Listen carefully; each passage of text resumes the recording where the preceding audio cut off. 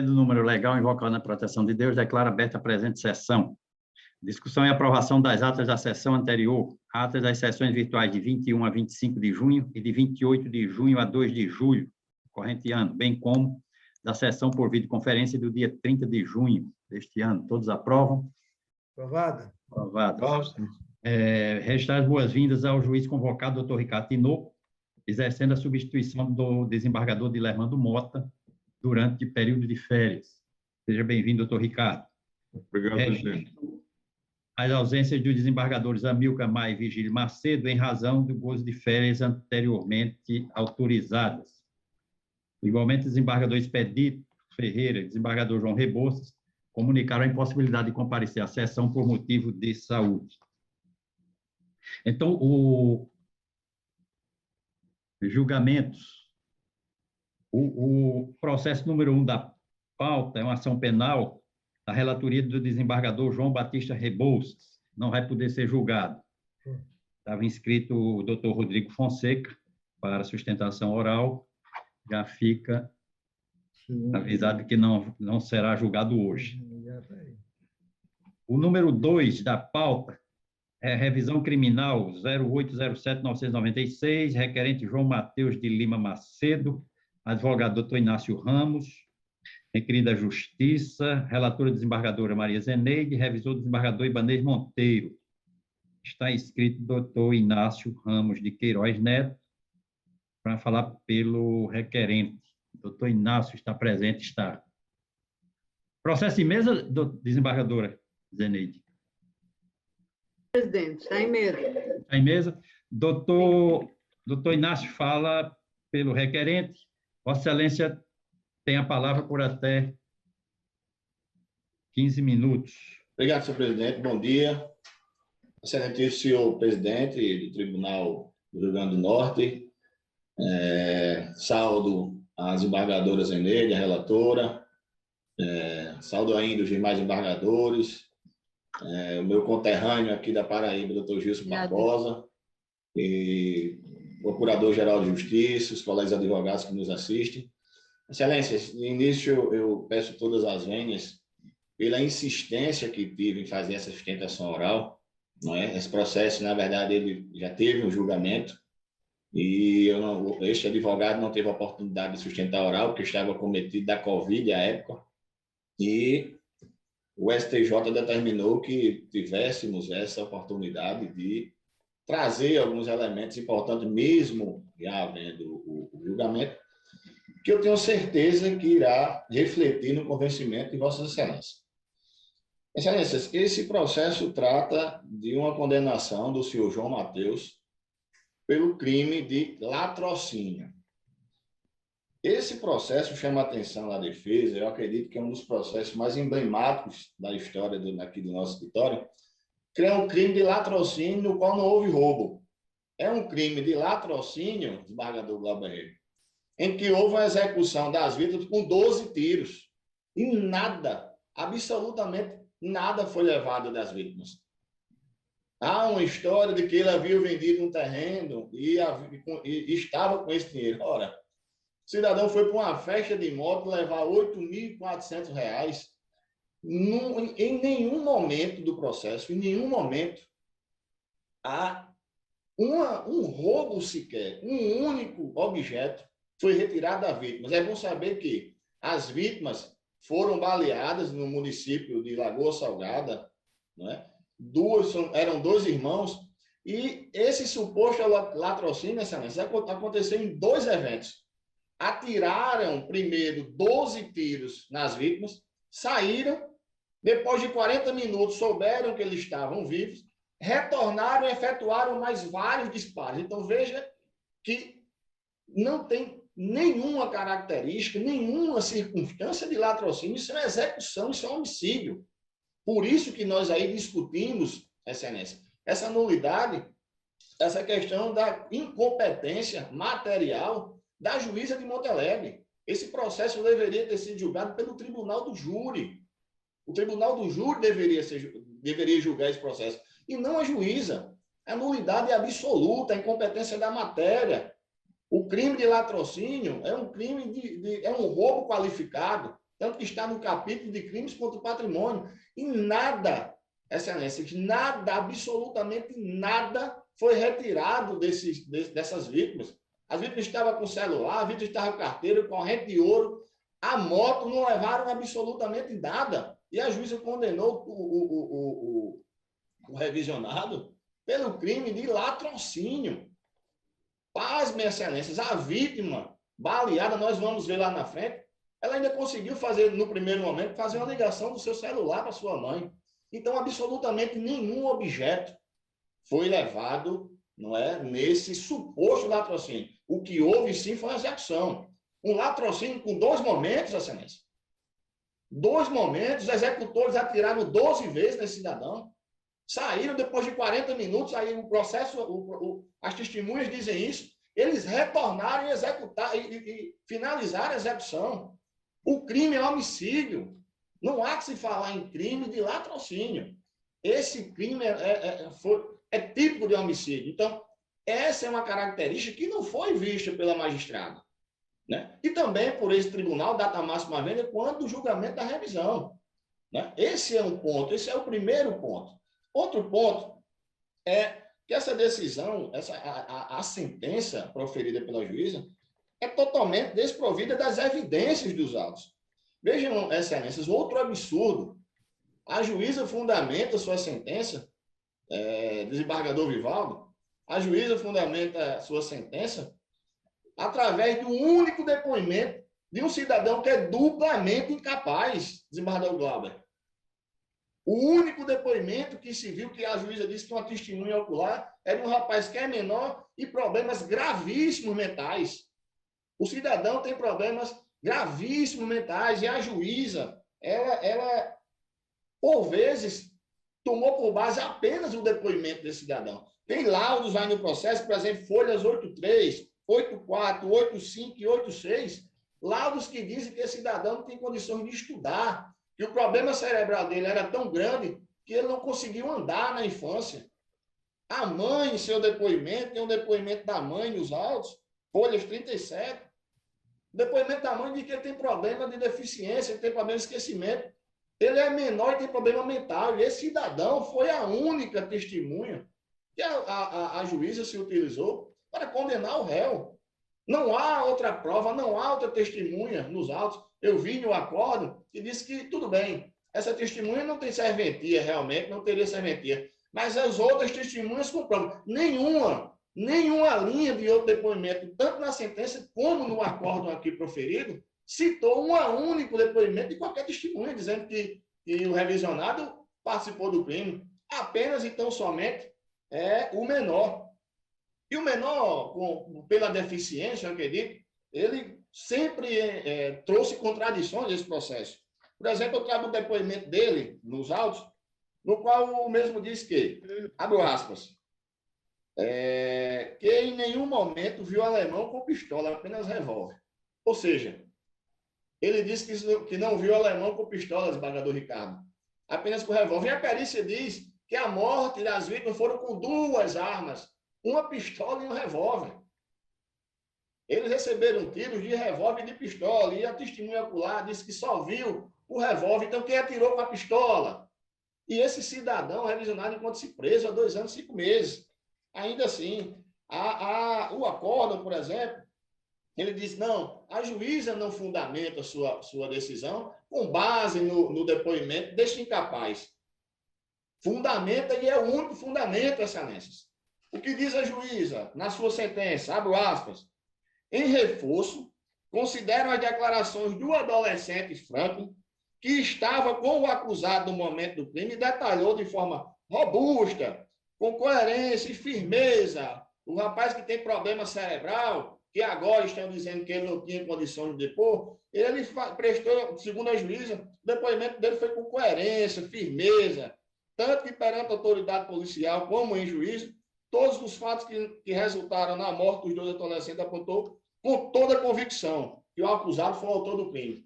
Este incapaz foi o único, e está aqui o fundamento da sentença, o único depoimento utilizado para condenar o revisionado. Pior, Excelência. Esse incapaz, ele é corréu.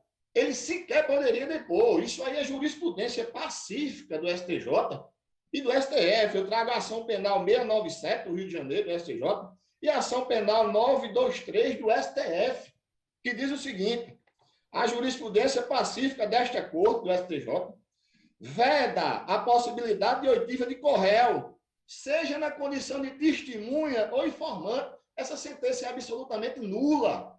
Nula. A testemunha informante é corréu. Ele foi condenado nesse processo. Não está neste porque é menor. Essa sentença é nula. Ela tomou por base o depoimento de um corréu. O depoimento que ele foi ouvido como testemunha. E depois passou a ser informante. Mudaram no momento da audiência. E não poderia. Desconsta aqui, acabei de ler o depoimento dele na sentença. Se já não bastasse tudo isso, e o ponto, e a gente começa ao ponto fulcral da questão da absolvição realmente dele, é que a mãe da vítima, desembargadora Zeneide, a mãe da vítima, ela recebeu uma ligação no primeiro momento, desembargadores, quando os executores atiraram, as vítimas ficaram ainda vivas. E o Levi pegou o celular e ligou para a mãe. Perceba que o revisionado é amigo de infância. É amigo de infância das vítimas. Ele poderia, no momento da ligação, dizer: mãe, foi Alemão.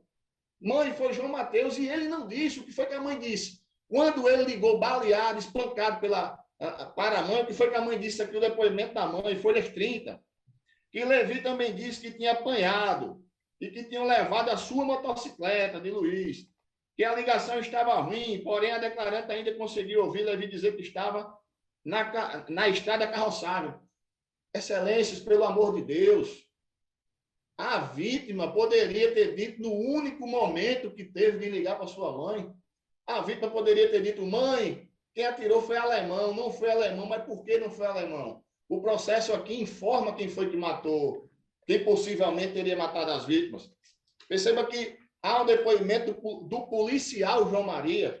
O policial João Maria chegou no local do fato, após o crime, e que foi que o policial verificou? Que quando o policial chegou, verificou que guardas municipais haviam retirado as munições e saíram correndo. Quando a polícia chegou, viu que alguns guardas municipais retiraram objetos da cena do crime. E quem são esses guardas municipais, Excelência? Quem são esses guardas municipais? Esses guardas municipais estão aí no processo. Eles estão dizendo que não foi João Mateus que cometeu o crime. Eles estão dizendo que cometeu o crime foram 2 policiais, 2 guardas municipais. Os guardas municipais está no processo é Jussier e Francinaldo. Jussier e Francinaldo pegaram as munições, entregaram a 2 outros guardas municipais, o Paulo Câmara e o Paulo Roberto. Pior, Excelências, pior. As investigações estavam chegando nesses guardas. A juíza determinou o mandado de busca e apreensão na casa desse guarda, Paulo Câmara. E o que foi que aconteceu? Quando os oficiais chegaram na casa dele, o Paulo Câmara pulou o muro, saiu correndo, fugiu. E com 38, está aí nos autos, a certidão do oficial de justiça. O matador, ou o possível autor, ele saiu correndo quando a polícia... Ora, será que o cidadão comum que não deve à justiça, ao receber um oficial na sua casa, ele iria correr, pular o muro? Ele correu, pulou o muro e com um revólver 38 na cintura, está aí a certidão. E o revólver 38 é a arma que matou, que participou das vítimas. Então, perceba, temos um crime de latrocínio que não houve roubo, um latrocínio com 16 tiros, com 2 eventos. Temos um depoimento de um duplamente incapaz que o STJ, o STF, Excelência, pelo amor de Deus, determina que o corréu ele não pode ser testemunha. Por fim, a mãe atende o celular do filho no momento ali quando ele estava ao solo. E o filho não disse que foi: mãe, me espancaram. Se fosse o alemão, se fosse João Mateus ainda, a irmã de João Mateus é casada com o irmão das vítimas. Ele teria dito que foi alemão e não disse, Excelência. E esse cidadão encontra-se preso. Os guardas municipais, que aqui estão sendo citados como possíveis autores do crime, que correram, que fugiram os oficiais de justiça, Eles estão soltos. E as provas estão gritando a verdade. Por isso, a insistência de vir a esse tribunal fazer essa sustentação oral e trazer esses elementos importantes a Vossas Excelências. Não há nada nos autos que indique a participação do revisionado. Os guardas municipais chegaram após o crime, retiraram elementos da cena do crime, pegaram as munições, entregaram ao Paulo Câmara. O Paulo Câmara, desembargador Cláudio, o Paulo Câmara, quando o oficial chegou na sua casa, ele correu com medo, fugiu, pulou o muro. Por que ele fugiria, Excelências? Então, é por esse motivo, por essas importantes colocações, que pedimos a princípio a nulidade da sentença, porque tomou por fundamento. Doutor Inácio, Vossa Excelência dispõe de 1 minuto. Obrigado, desembargador. A nulidade da sentença, porque ela tomou por fundamento o depoimento de um corréu, e o corréu não pode ser testemunha, ao menos informante. Jurisprudência sólida do STJ e do STF, como eu citei nas 2 ações penais. Segundo, que que seja declarada a incompetência de Monte Alegre, a competência do tribunal do júri, houve homicídio. Não há nenhuma testemunha. E, por fim, que haja absolvição, que a autoria do crime está direcionada aos guardas municipais que fugiram. É assim que se requer, Excelência, e devolvo a palavra à presidência, agradecendo a oportunidade. Agradeço a Vossa Excelência, doutor Inácio, e devolvo a palavra à eminente relatora, desembargadora Maria Zeneide. Senhor presidente, primeiro, agradecer aí pela bela palavra aí, na sustentação feita pelo doutor Inácio Queiroz. No entanto, foi um processo bastante analisado, conforme fazemos, e eu estou julgando improcedente a ação. Eu me limito principalmente aos requisitos postos na revisão, e mais, dizendo que não foi trazido qualquer outro elemento capaz de afastar a responsabilidade nesse crime, nesse que nós estamos analisando. E não só o 1º grau, mas o 2º grau também julgou desprovida, e à unanimidade, a Câmara Criminal, a tese desenvolvida ali naquele momento e que está sendo repetida agora. Portanto, eu julgo improcedente o pedido. Desembargador Ibanez é o revisor. Tem a palavra. Senhor presidente, eu concordo com o voto da relatora. Pois não. No sistema constam 10 votos acompanhando o voto da relatora, que julga improcedente a ação. Então, julgado improcedente, a unanimidade nos termos do voto da relatora. Ok? Obrigado, Excelências. Número 3, agravo interno na ação rescisória 0800-310, agravante Estado do Rio Grande do Norte, agravo embargo. Procurador Dr. Rodrigo Tavares, agravada embargante Telemar Norte e Leste, advogado Dr. André Mendes Moreira e outros. Relatoria do desembargador Ibanez Monteiro. É mesmo, Excelência? É mesmo, presidente. Aqui está inscrita a doutora Marina Soares, falando pela parte agravada. Doutora Marina, doutora Marina fala pela Telemar. Em Barros, né? Não é, presidente? É em Barros, não? É um agravo interno e os embargos. Desembargador Ibanez pode esclarecer melhor. É um agravo interno em embargo de declaração. Embargo, isso que não cabe a sustentação oral, senhor presidente. Não cabe? Não cabe. Porque não é nem aquela hipótese de decisão que indefere a inicial, que indefere a ação. Numa ação rescisória, nós já julgamos o processo a embargo de declaração e ela entrou com um agravo interno. Um agravo interno, um agravo nesses embargos, é isso? Nos embargos de declaração. De declaração, certo. Então, não cabe a sustentação. Então, Vossa Excelência tem a palavra. Eu vou falar da conclusão de meu voto, que está à disposição aí dos demais para analisar. Então, eu estou a dizer que assiste razão a parte ré em relação à necessidade de fixar honorários advocatícios, que é uma das questões discutidas nesse embargo. Diante do reconhecimento da decadência, o Estado deve ser condenado a pagar honorários advocatícios fixados em 10% sobre o valor atualizado da causa, com base no artigo 85, parágrafos 3º e 4º CPC.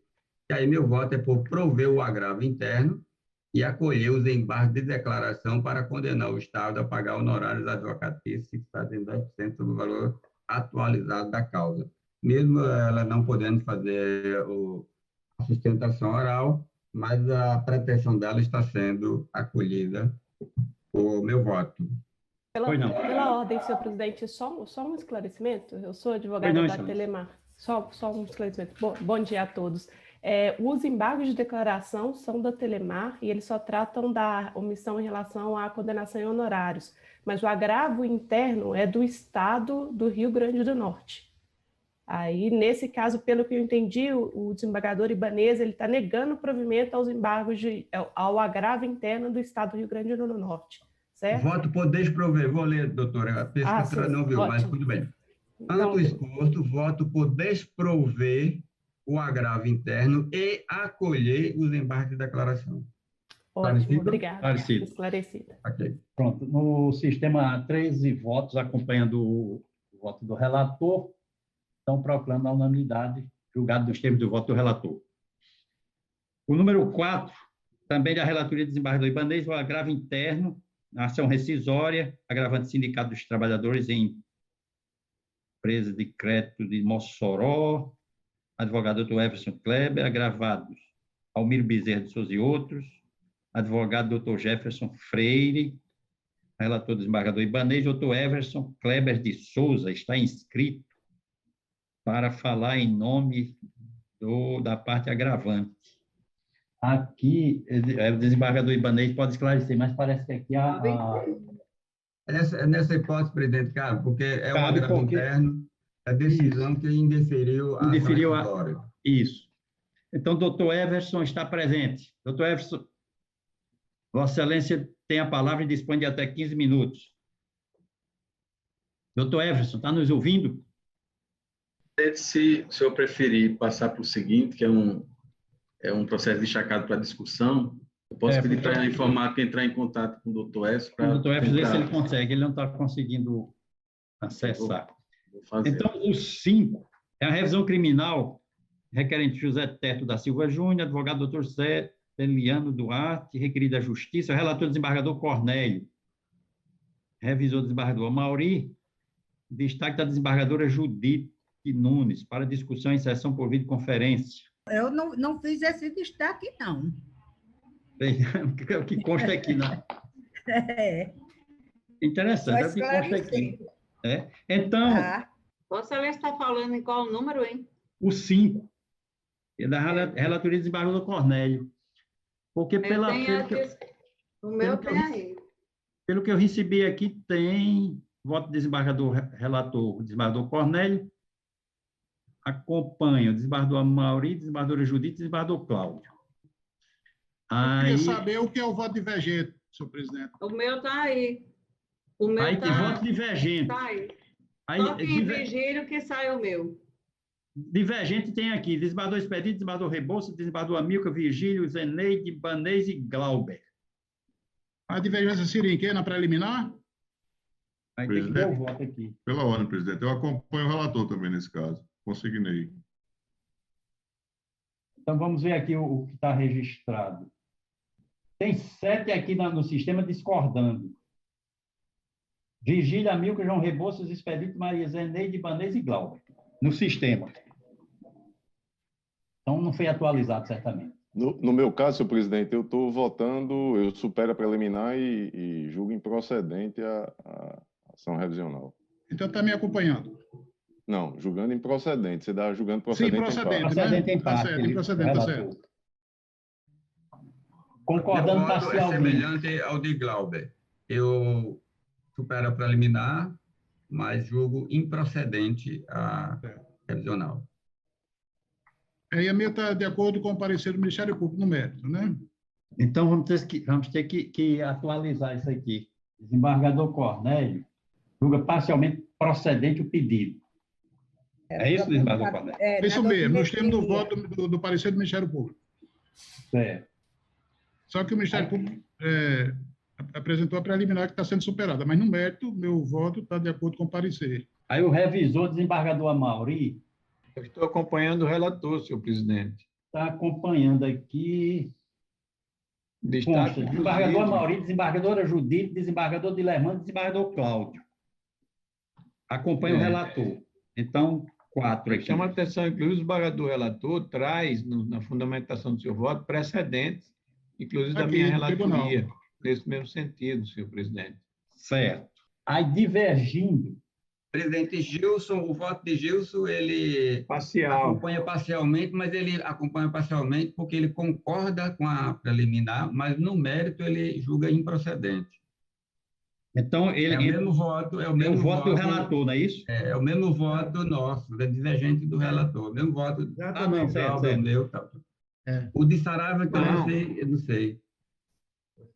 Ele registrou, concorda parcialmente, ele concorda só na preliminar, mas discorda Deixa ele no falar, mérito. desembargador, quem vota é o desembargador Saraiva, né? Não, de Saraiva eu não sei, não estou falando de Saraiva não, estou lendo o voto de Gilson. Desembargador Saraiva, de Saraiva que eu estou dizendo que eu não sei como é. Tá certo. O desembargador Gilson, então, ele acompanha parcialmente o relator e mantém a valoração negativa atribuída ao ver todas as consequências do crime. Que é o voto da divergência, não é isso? Isso. Exatamente. Correto. Então, mais um aqui. Aí, desembargador Saraiva. No mesmo sentido, desembargador Gilson. Oi? É no mesmo sentido do desembargador Gilson. Gilson. Então, também acompanha a divergência, né? Agora, bom, então, já tem maioria de divergência. Falta votar apenas doutor Ricardo Tinoco. Ricardo Tinoco vota na cadeira de Dilermando. Então, voto registrado aí. Já votou, desembargador Dilermando. Então, na divergência, 2, 4, 6, 7, 8, tem 9 na divergência. Tem 9 na divergência. E foi inaugurada por... Vamos ver aqui. Quem foi que inaugurou? Foi o desembargador Expedito que inaugurou a divergência? Foi. É o mais antigo aí. Presidente, como a divergência foi mínima, eu acho que mantém-se o mesmo relator. Nada. Não, mas mesmo sendo A ação está sendo julgada improcedente, não é isso? Nadinha. A divergência é no mérito. Na preliminar, parece-me que não há divergência. É isso. Mas no mérito é improcedente, não é isso? É improcedente. No mérito tem divergência. Redator para o acordo, eu acho que fica o desembargador Expedito, que é o mais antigo. Eu acho que É o primeiro voto divergente. Isso. Foi modificada a decisão. Então é julgado improcedente e relator para o acordo desembargador Expedito. Exatamente. E me parece que modificou-se não só a decisão, mas os precedentes também da casa, quanto ao tema. Desembargador Amaury, essa questão das consequências do crime tem aí uma divergência, inclusive, no STJ a respeito. E como é uma ação de revisão criminal, eu imagino que deva prevalecer aí aquilo que foi fixado na sentença. Estou justificando o meu voto. Perfeito. Né? O precedente aqui do Pleno, ele foi muito assim, debatido e eu acredito que não chegou a consolidar a matéria. Se não estou equivocado, eu acho que era até da minha relatoria e eu restei vencido nessa ação revisional. Mas essa questão das consequências do crime, para considerar neutra, o STJ tem dito que depende do valor do bem que foi roubado aí. E aí, nesse caso, eu entendo que deva prevalecer aquilo que foi fixado na sentença. Essa é a minha justificativa para votar pedindo venha ao relator no sentido da improcedência. Ok. Então, pela ordem, senhor presidente. Pela ordem, só para tentar contribuir muito rapidamente, se possível. levando em conta a colocação feita pelo desembargador Glauber, eu agora percebi, desembargador, que na conformidade com o que está aqui consignado no voto do relator, a questão que está sendo objeto de divergência de respeito à dosimetria da pena em relação a considerar-se ou não se o aborrecimento da vítima deve ou não deve ser aquilatado como circunstância que agrave, lá do artigo 59. Eu não creio que seja, Eduardo Glauber, sobre o valor do produto, não diz respeito à valoração do bem, não. Eu quero crer que tenha sido esse outro aspecto. Só para...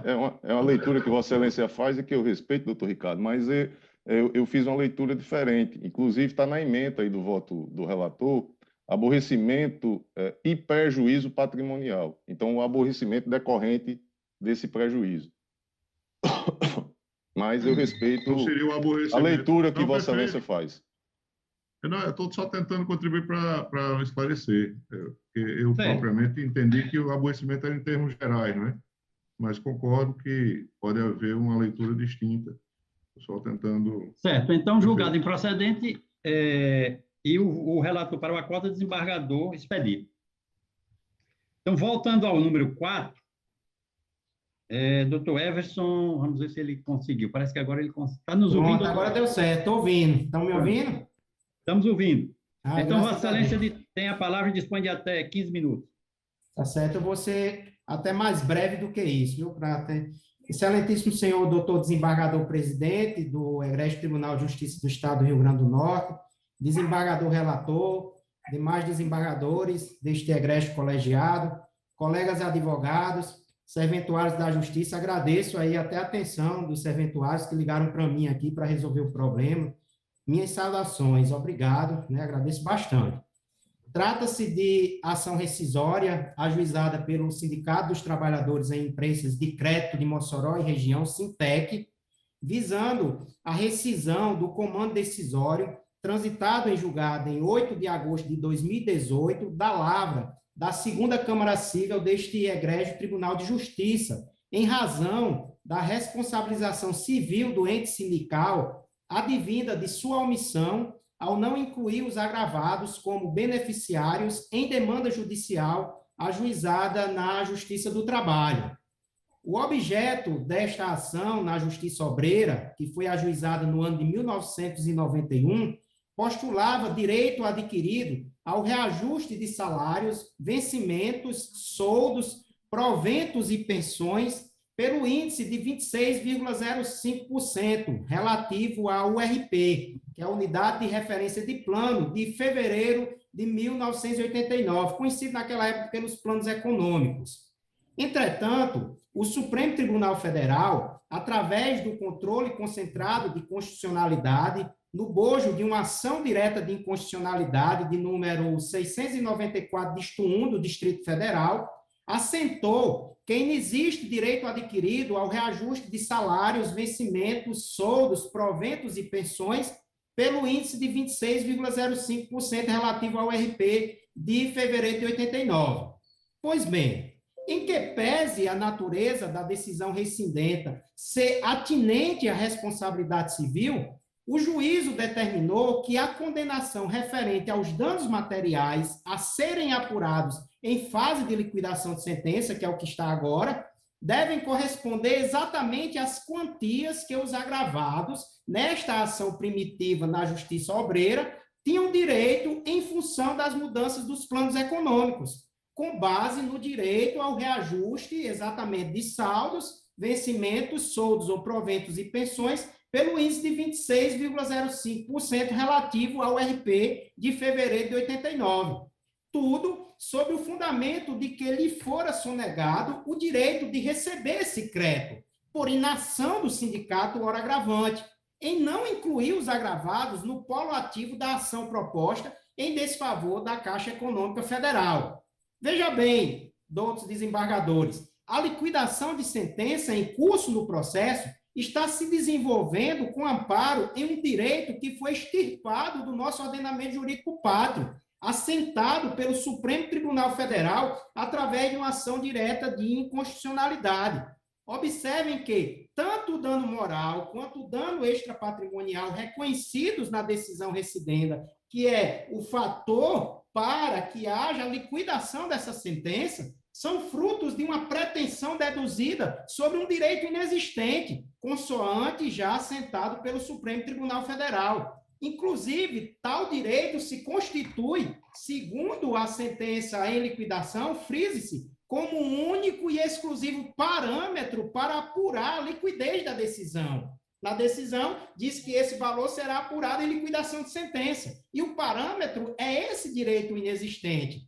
Todavia, quando nós expusemos isso, quando nós trouxemos esses argumentos em impugnação, que foi apresentado ao juízo de execução, qual seja o juízo da primeira vara civil da comarca de Mossoró, este se pronunciou aduzindo que, na espécie, para mudar este parâmetro que está na sentença, isso somente poderia ser feito através do manejo de uma ação rescisória. Importa ainda dizer, doutos desembargadores, que desta referida decisão proferida pelo juízo da primeira vara civil, nós interpusemos agravo de instrumento que, à unanimidade, foi negado o provimento, mantendo incólume essa decisão do juízo da primeira vara civil, que ele disse que só podia mudar esse parâmetro através de uma ação rescisória, né? Assim, nobres julgadores, ao indeferir a petição inicial, o desembargador relator indeferiu a petição inicial da ação rescisória e extinguiu o feito sem apreciação de mérito, verifica-se uma verdadeira negativa de prestação jurisdicional agravante e que, inclusive, há uma manifesta contradição entre as decisões proferidas do Egrégio Tribunal de Justiça no âmbito desta mesma controvérsia. O juiz Acó aqui diz que só muda se for através de uma ação rescisória. Nós ajuizamos a ação rescisória que foi extinta sem resolução de mérito. Por fim,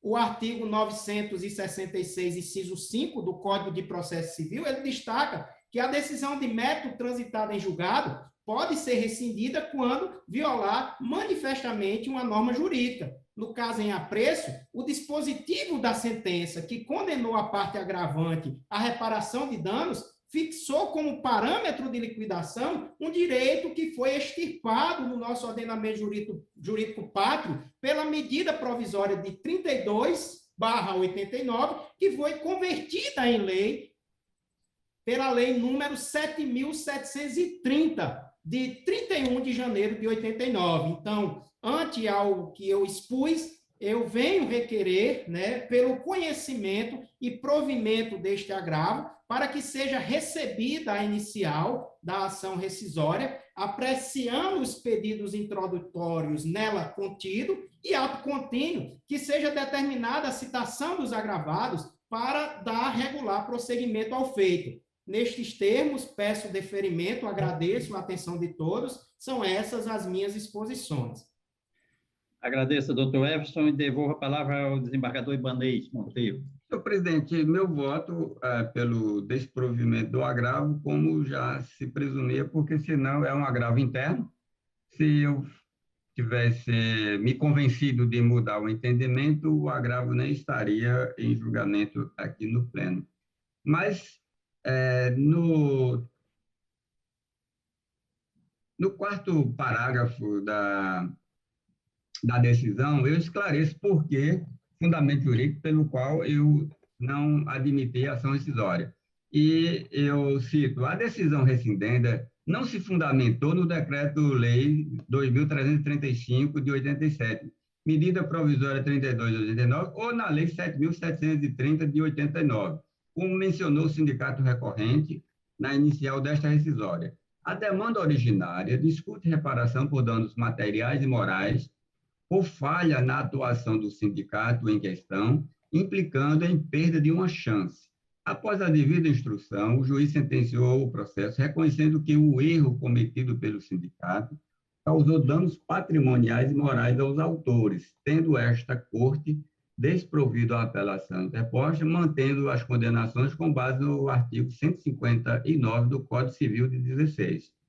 No acórdão recidendo, não se discutiu o direito daqueles demandantes a reajuste de salários pelo índice de 26,05% relativo à URP de fevereiro de 89, mas reconheceu o direito daqueles a uma reparação civil a ser apurada na fase de liquidação do julgado, além de indenização por danos morais no valor de R$ 7.000 para cada um dos autores da ação indenizatória.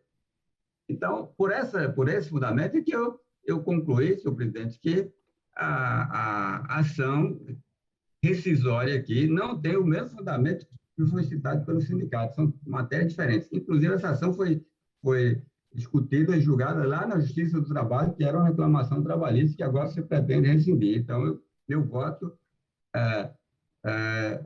eu mantenho, na verdade, eu mantenho a decisão que proferi pelo indeferimento da inicial e submeto essa decisão à deliberação da Corte. Pois não. No registro, 10 votos acompanhando o relator, desprovendo o agravo. Então, desprovimento do agravo, a unanimidade nos termos do voto do relator. Eu agradeço, doutores. Muito obrigado. Pois não, excelência. Obrigado. Com isso, encerramos, declaro encerrada a ordem judicional e declaro aberta a ordem administrativa. Senhoras e senhores, esta semana, o Tribunal de Justiça do Rio Grande do Norte está fazendo 129 anos. Por razões que dispensam comentários, o momento não permite comemorações, mas requer uma reflexão acerca da trajetória percorrida até aqui e da responsabilidade de todos nós que conduzimos uma instituição centenária de tamanho e relevo para a sociedade. Que tipo de justiça o cidadão espera? Qual o perfil de magistrado, perfil do servidor público que se precisa para enfrentar os problemas da atualidade? E como dar essas respostas com a rapidez e a qualidade que a sociedade requer? São algumas das perguntas sobre as quais devemos nos debruçar. Muito se fala no judiciário moderno, atualizado, com as tecnologias mais avançadas, inteligência artificial, até com robôs trabalhando nas decisões judiciais. No entanto, penso que todo esse aparato de ferramentas técnicas nunca deverá surgir dissociado da essência da justiça, muito menos que a forma nunca se sobrepõe ao conteúdo, que é a promoção da paz social. Portanto, neste aniversário de 129 anos do Tribunal de Justiça Potiguar, desejo que cada um de nós possa ter a sabedoria de conseguir exercer o seu papel e conciliar a inovação tão necessária como o indispensável bem-servir com o foco no cidadão e nas causas que movem a sociedade, verdadeira razão da existência do Judiciário. Parabéns ao nosso Tribunal de Justiça. Márcio, expediente. Nenhuma, excelência. Não tem. A presidência propõe um voto de pesar pelo falecimento do juiz de direito, Luiz Antônio Tomás do Nascimento. Não estou ouvindo nada agora mais. Agora acabou. O servidor da Corte, Carlos Roberto Tomás do Nascimento, ocorrido no dia 11, próximo passado. Todos aprovam? A presidência também propõe um voto de pesar pelo falecimento do doutor José de Ribamar de Aguiar, advogado e ex-presidente da OAB, ocorrido no dia 8 deste mês. Senhor presidente. Todos aprovam? Senhor presidente, pela ordem. Um minutinho, excelência. Todos aprovam essa proposta? Sim, pois não. Pois não, desembargador. Eu estou com um computador novo aqui e na hora da votação do processo do desembargador Ibanez, eu fiquei sem voz no plenário. Embora tenha votado, eu queria que Vossa Excelência pudesse retomar a votação, porque eu queria fazer uma consideração do processo que foi votado aí, eu tinha adiantado o voto, mas com esclarecimentos, eu gostaria de fazer umas considerações, se for possível, porque houve um problema técnico. Eu estou aqui com um rapaz da tecnologia da informação, o senhor Ronaldo, que pode atestar, inclusive, que eu fiquei sem som, só fiquei com imagem. Vossa Excelência pode fazer o esclarecimento do seu voto. Porque é o seguinte, o desembargador Ibanez, ele indeferiu a petição inicial.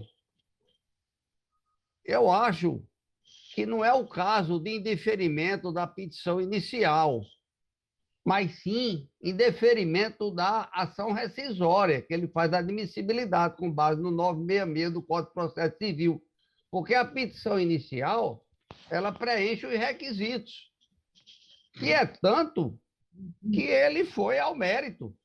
Indeferiu a petição inicial por falha naqueles itens que são essenciais para a petição inicial, o recebimento da petição inicial.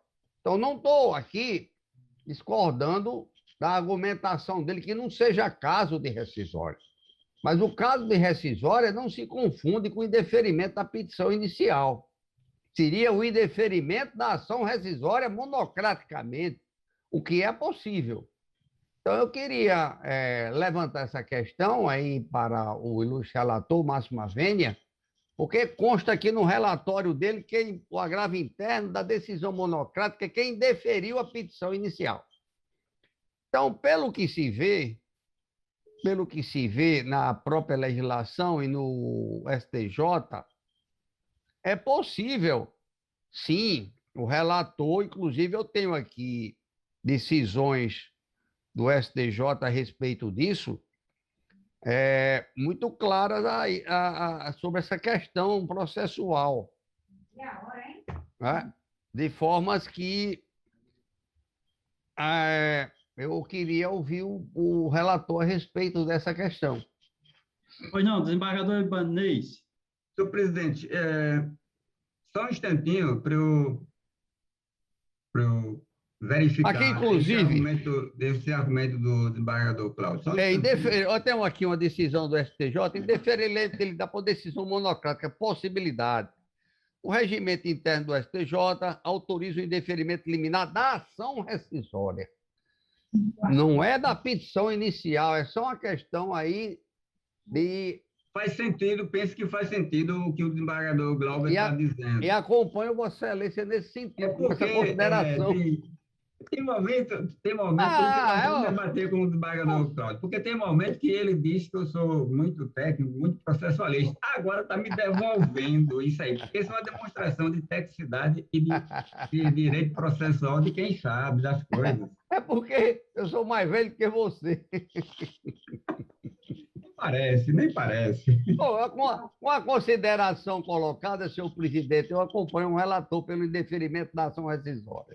Tá. Eu não vou fazer essa correção de imediato no voto agora, porque nosso sistema tem umas falhas. Uma delas é não permitir que o relator faça alteração de texto no voto, nesse momento em que estamos julgando, que é justamente quando vamos adequar o voto. Eu tentei fazer a correção e eu queria registrar esse paradigma que eu estou trazendo, que é o agravo regimental, agravo em RESP, no recurso especial número 1683248.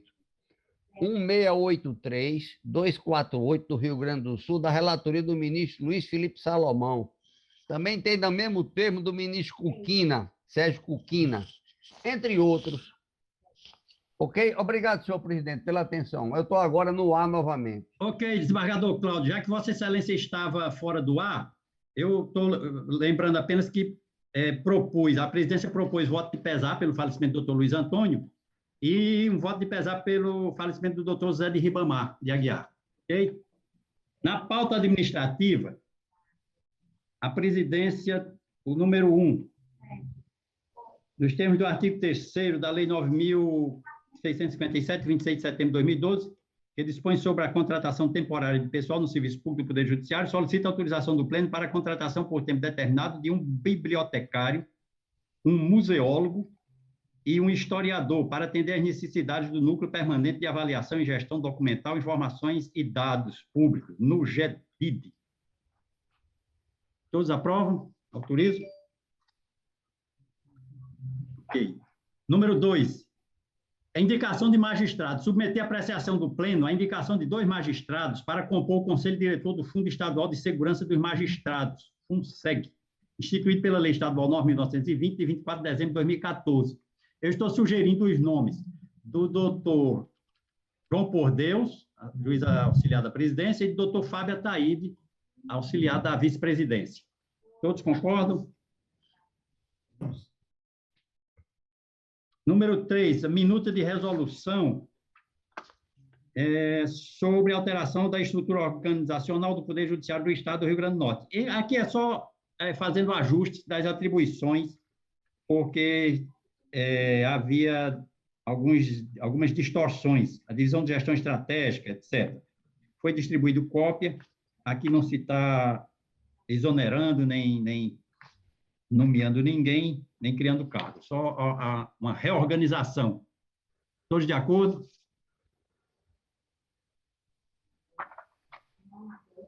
Homologação. Submeto para a homologação da Corte, ato da presidência de referendo autorizou o desembargador Amilcar Maia a usufruir 2 folgas compensatórias nos dias 12 e 13 de julho, por plantões jurisdicionais efetivamente prestados, na forma do artigo 13 da Resolução 26, 2012. Todos aprovam? Sim. Autorização. O desembargador Expedito Ferreira solicita à Corte autorização para usufruir uma folga compensatória no dia 18 de agosto do corrente ano, por plantão jurisdicional efetivamente prestado na forma do artigo 3 da Resolução 26 de 2012. De minha parte, autorizo. Todos de acordo? Sim. Aprovado. Bom. Pela ordem. Pois não, Excelência. Eu queria sugerir a Vossa Excelência que pudesse normatizar a concessão dessas folgas pela pessoa do presidente, sem necessidade de vir a plenário. Porque é uma questão tão simples e a gente está abreviando tantas coisas, de maneiras que eu proponho a Vossa Excelência, se for o caso de alterar o regimento interno, que Vossa Excelência possa tomar essa iniciativa, entre outras questões menores administrativas que têm vindo a plenário e que nós precisamos, no meu entender, modificar. Era só, senhor presidente. Pois não, podemos verificar isso aí. Bom, indicações e propostas, desembargador Amaury Moura. Não tenho em particular, senhor presidente, é apenas me associar nesse primeiro momento às palavras de Vossa Excelência no que se refere, no que diz respeito a mais um aniversário da nossa Corte, do Tribunal de Justiça do nosso Estado. Disse bem, Vossa Excelência, hoje o Judiciário, como foi acontecer em todos os demais segmentos e instituições, caminha para a robotização, né, da produção, inclusive produção jurídica. Fala-se hoje em inteligência artificial, em robôs para substituir, em alguns momentos, pelo menos, a própria atividade jurisdicional, a atividade do próprio magistrado. Mas Vossa Excelência disse também muito bem, lembrando, talvez até o grande Chaplin, quando já afirmava que, mais do que máquinas, o que nós precisamos é de humanidade, não é? E isso significa dizer que jamais a máquina poderá substituir o magistrado no que diz respeito à sua compreensão de justiça, à sua compreensão, ao seu conteúdo humanitário, naturalmente deve nortear a conduta do magistrado. Mas, enfim, vivemos um momento que talvez até nem mereça comemorações, né, por todas as circunstâncias de saúde que o mundo ainda atravessa, mas não só por isso, em particular a magistratura o Poder Judiciário brasileiro, que vem enfrentando aí essas reformas e que fala-se muito em supersalários, e nesses supersalários trazem como a locomotiva, né, como sempre, o maior responsável por tudo isso, o Poder Judiciário. o que, pelo menos a meu sentir, não reflete a realidade, não é? Muito ao contrário. Nós estamos até atrás, ou aquém de muitas carreiras e outras instituições no que diz respeito efetivamente à percepção de salários.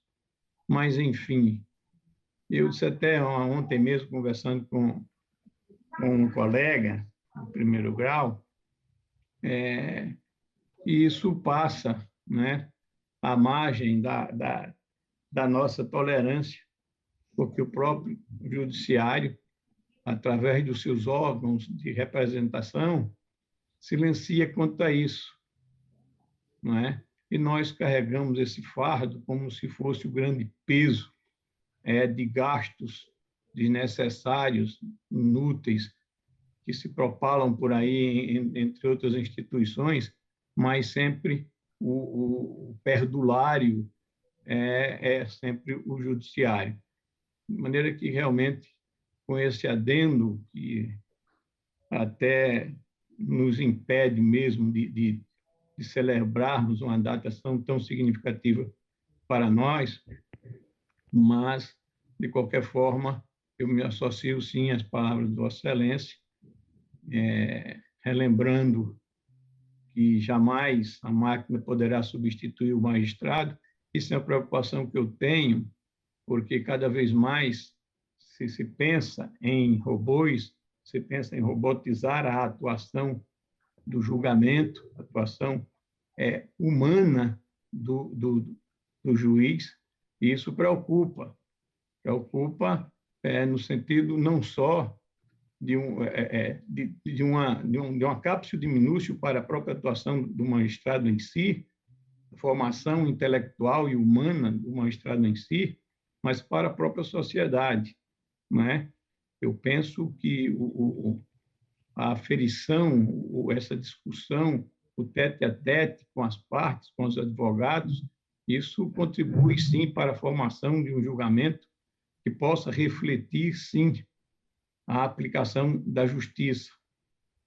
E, com isso, se estabeleceu o equilíbrio que a sociedade tanto reclama na solução dos conflitos, e não simplesmente se atribuir a um robô que, por certo, se limitará a colocar um xizinho de você está errado ou você está certo. Mas, enfim, me congratulo com a Corte, com todo o Poder Judiciário do Estado do Rio Grande do Norte, por mais esse ano, né? São 29 anos isso, não é isso, presidente? 129 anos. 29 anos. Modestamente me sinto honrado por ter ainda que minimamente contribuído da maneira mais modesta possível durante todo esse tempo.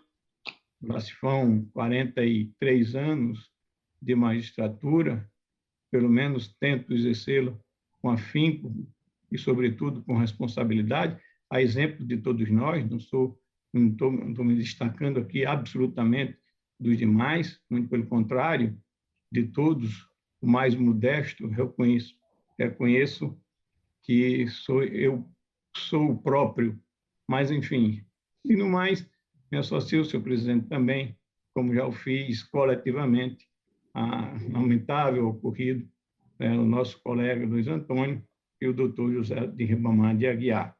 Era somente, senhor presidente. Não, agradeço a Vossa Excelência, desembargador Amauri. Desembargadora Judite.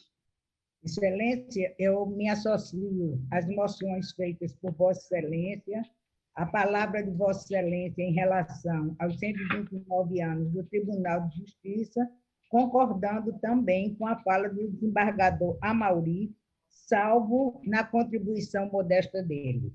No resto, eu acompanho. Pois não. Obrigado, desembargadora Judite. Desembargador Cláudio. Senhor presidente, ratifico e faço minhas as palavras proferidas pelo desembargador Amauri Moura, secundado pela doutora Judite Nunes, e aproveito a oportunidade para registrar e propor um voto de parabéns, de louvor ao desembargador Gilson Barbosa, que hoje completa 39 anos de magistratura. Então, é uma bela data, colega lá do Tribunal Regional Eleitoral, onde vem realizando uma administração profícua, com muita correção entre os pares, e é uma oportunidade de o tribunal se manifestar a respeito da passagem dessa data importante. É a minha proposição, senhor presidente. Pois não, todos de acordo? De acordo. De acordo, pleno Aprovado. acordo, excelência. Bem Aprovado. lembrado. Desembargador Saraiva. Senhor presidente, tão somente me associar às proposições já feitas e cumprimentar a todos convivas pelos 129 anos de existência desta corte, que merece o nosso respeito, nosso carinho e, acima de tudo, a admiração popular. Muito obrigado, presidente. Não. Obrigado, desembargador Saraiva. Doutor Ricardo Tinoco. Eu, igualmente, quero me associar à proposição feita por Vossa Excelência, enquanto juiz de primeiro grau, dizer da imensa honra de pertencer, de integrar o corpo de magistrados deste egrégio Tribunal de Justiça, que ao longo de 129 anos vem distribuindo justiça à sociedade do Rio Grande do Norte, e também secundar as brilhantes palavras do nosso decano, desembargador Amaury, que, como sempre, com muita precisão, com muita capacidade de aquilatar o valor daquilo que, de fato, representa a jurisdição no Estado democrático, como é o nosso caso, ressalta a preocupação de que, se nós não tivermos a devida cautela e não alertarmos a sociedade desses riscos que todos nós estamos a correr, a orfandade que a sociedade brasileira pode ficar sem um judiciário forte representará, sobretudo, o perecimento de inúmeros direitos que historicamente foram conquistados. Sobretudo, o direito de decidir com a argumentação. Esse risco que o desembargador Amaury salienta com tanta propriedade, da robotização da justiça, da utilização equivocada da inteligência artificial, não como instrumento, mas como substituição do poder de julgar, é algo que precisa ser dito e redito, porque a argumentação, e eu sei que este tribunal defende com galhardia a formação das decisões com a argumentação, é algo que é inerente à função de decidir. Então, eu quero aqui parabenizar o desembargador Amaury. Obrigado. Por toda a judicatura, por toda a magistratura, e isso aumenta a honra de ouvi-lo e de saber que este tribunal se preocupa com essa realidade tão grave a circundar a vida do judiciário brasileiro. E também aproveitar para também me acostar à proposição acerca do falecimento do nosso colega Luiz Antônio, emprestando também a minha solidariedade à família lutada. Era só. Não, obrigado. Doutor Ricardo, desembargadora Maria Zeneide. Presidente, ratificar a fala de Vossa Excelência por ocasião do aniversário do tribunal, que realmente nós nos sentimos honradas em participar, e ratificar também a fala do desembargador Amaury, que com tanta propriedade diz as coisas com objetividade e vai lá dentro da nossa sensibilidade. Gostaria, desembargador, que essa sua fala fosse levada lá para o Congresso, porque é nele que a gente está, assim, com essa interrogação enorme. E o presidente primeiro falou no seu discurso, que juiz a gente quer ter? E aí eu pergunto com a sua fala, que juiz a gente poderá ter? E aí, hoje não é só aniversário aí de Gilson, não, Gilson Barbosa. Também vamos aí, Vivaldo está hoje completando 39 anos, né, Izzy? E eu pensei que ela estava no pleno, mas onde ela estaria lá na Câmara? E eu realmente não sabia, vim saber ainda há poucos instantes. Então, parabéns a todos nós, aos senhores que hoje fazem 39 anos de magistratura. Acho que é um dia belo, um dia naturalmente muito agradável de se viver intensamente. Parabéns a todos. Obrigado, desembargadora Zeneide. E todos aqueles que completam hoje 39 anos, que têm uma relação grande. Tá bom? Obrigado, desembargadora Zeneide. Apenas eu esclareço que como eu requeri prorrogação, então eu sou um pouquinho mais novo, assumi 30 dias depois. Mas é a mesma turma. Mas, presidente, eu sido... disse a Vossa Excelência dessa reunião com o CNJ agora, às 10h15, eu vou pedir... Pois não, Excelência. Pois não. Muito obrigada. Até logo a todos. Até logo. O desembargador Vivaldo poderia ter sido antes, né, desembargador? Poderia. Desde da minha época. Na turma do desembargador Amauri. Seria uma Crescemos juntos. Tive que prorrogar isso aí. Desembargador Ibanez Monteiro.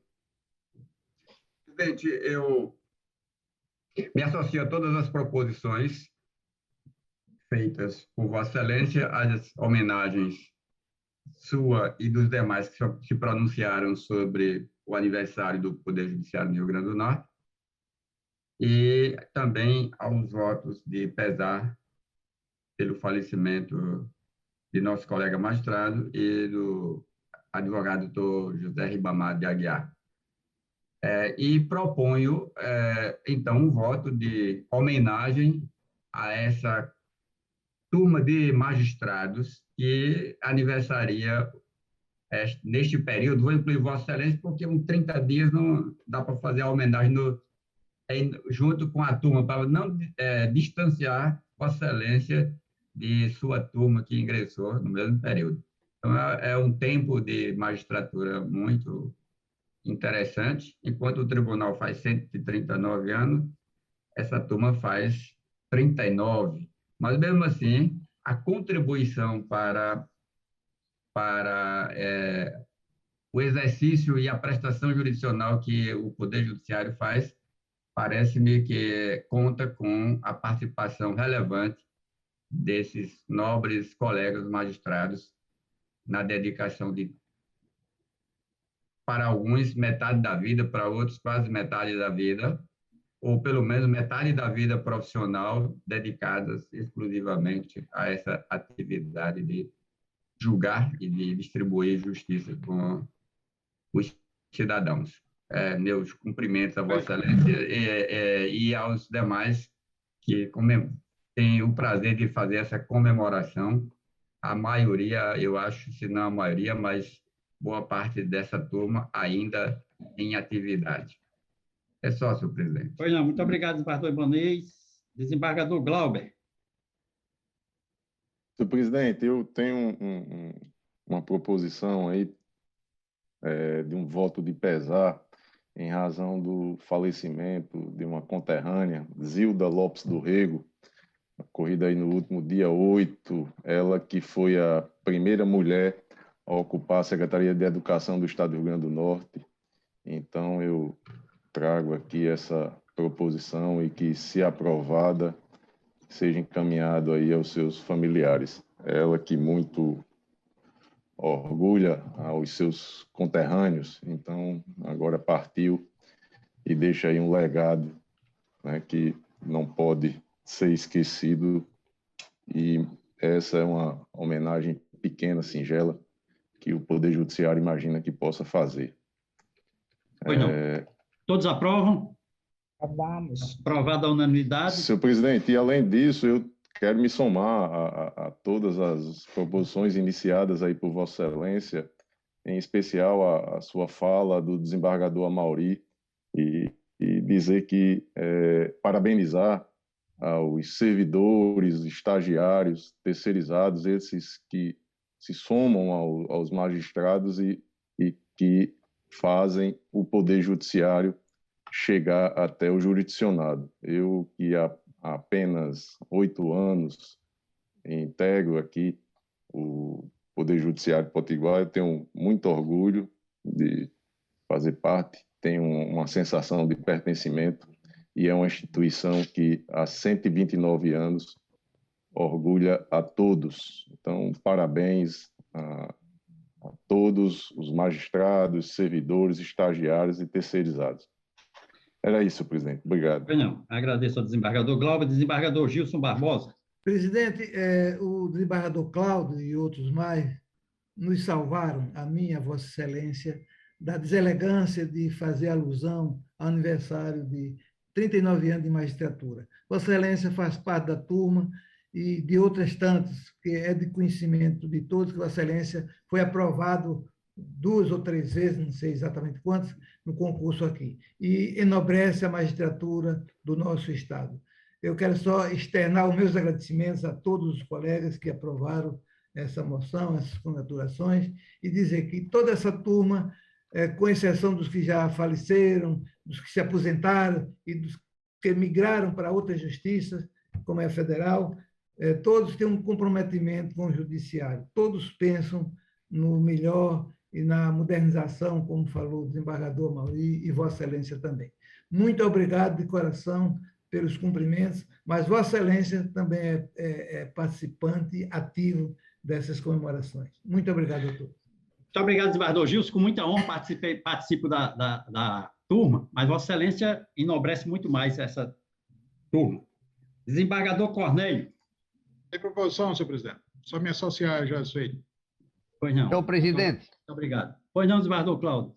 Se Vossa Excelência permite, nessa turma foram nomeados o doutor José Cordeiro dos Santos Filho, Geraldino Fagundes de Souza Lima, Thalita de Boba Maranhão, Berenice Capuchu de Araújo Roque, Djalma de Oliveira Pacheco, Ivan Lira de Carvalho, Maria Soledade de Araújo Fernandes, Múcia Amaral da Costa, Maria Neís de Andrade Fernandes, João Alves da Silva, Edilson Alves de França, Lindalva Medeiros, Vivaldo Otávio Pinheiro, Gilson Barbosa de Albuquerque, Maria Ângela Barros Fernandes de Negreiros.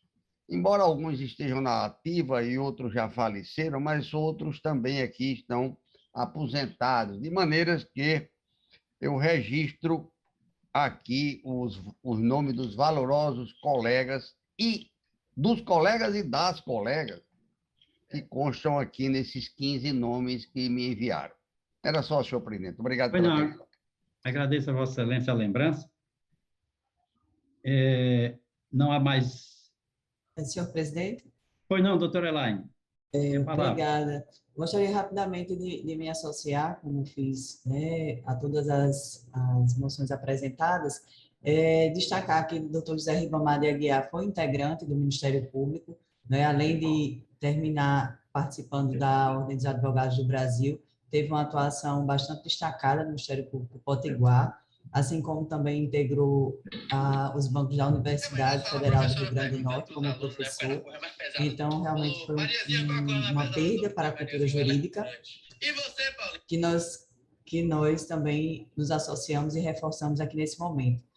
Gostaria também de lançar uma palavra especial pelo aniversário de 129 anos do Tribunal de Justiça, né, também parabenizado e as palavras tão bem colocadas dos senhores desembargadores, do presidente, né, destacar que percebemos como o Tribunal de Justiça do Rio Grande do Norte, não obstante as dificuldades naturais do nosso Estado, procura se adaptar dentro desse cenário atual, especialmente diante da busca pela inovação, né, como temos discutido, até trocando experiências com a equipe do próprio TJ. Isso é muito importante, porque além da perspectiva de manutenção da humanidade, muito bem relacionada pelo desembargador Amaury, a importância das instituições do TJ e das outras instituições que integram o sistema de justiça, como o Ministério Público, poderem estar cada vez mais atentas à realidade atual e ao que a sociedade espera de todos nós, realmente eu acredito que é a pedra fundamental nesse cenário. Então, mais uma vez, parabéns pelo trabalho a todos e que essa realidade de tantas tentativas de enfraquecimento das instituições, elas consigam, se não em toda medida, mas em grande parte, serem arrefecidas, né? Isso depende também muito da articulação e do conhecimento da sociedade e reconhecimento do trabalho que é feito com tanta luta e com tanta responsabilidade por parte de todas essas instituições. Então, muito obrigada pela possibilidade de fazer uso da fala, presidente. Muito obrigado, doutora Elaine, pelas suas palavras. E, não havendo mais processo sem mesa, agradeço a presença de todos, desejo a todos um bom final de semana, já que estamos na metade, e declaro encerrada a presente sessão.